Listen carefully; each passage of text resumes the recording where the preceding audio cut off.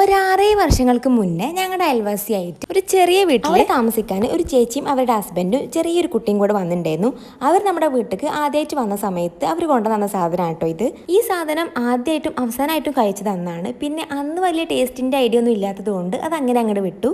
ഒരു 2 വർഷം കാലം താമസിച്ചിട്ട് ചേച്ചിയും അവിടെ നിന്ന് പോയി. ഇന്നാണ് എനിക്കും ഉമ്മാക്കും ആ ഒരു സാധനം ഉണ്ടാക്കി നോക്കിയാലോ എന്ന് തോന്നിയത്. കാര്യമായിട്ട് വലിയ പണിയൊന്നുമില്ല, വളരെ സിമ്പിളാണ്. ചക്ക ക്ലീൻ ആക്കി മിക്സിയിൽ അരച്ചെടുത്ത് അരിപ്പൊടിയും കൂട്ടിയിട്ട് ഒന്ന് കുഴച്ചെടുക്കുക. അതിന്റെ കൂടെ നെയ്യിൽ വറുത്ത കുറച്ച് തേങ്ങ ഇട്ടാണ്ട് നമ്മുടെ വാഴയില കൊണ്ടുവന്ന് അധികം കുറച്ച് നെയ്യ് സ്പ്രെഡ് ചെയ്താണ്ട് ഈ മിക്സ് ഇട്ട് ഒന്ന് പരത്തി കൊടുക്കുക.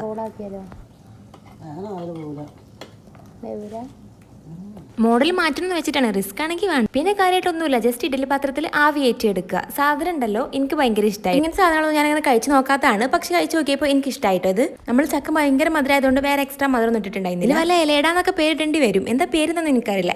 അപ്പം എന്തായാലും ട്രൈ ചെയ്ത് നോക്ക്, സാധനം സിമ്പിൾ അല്ലേ.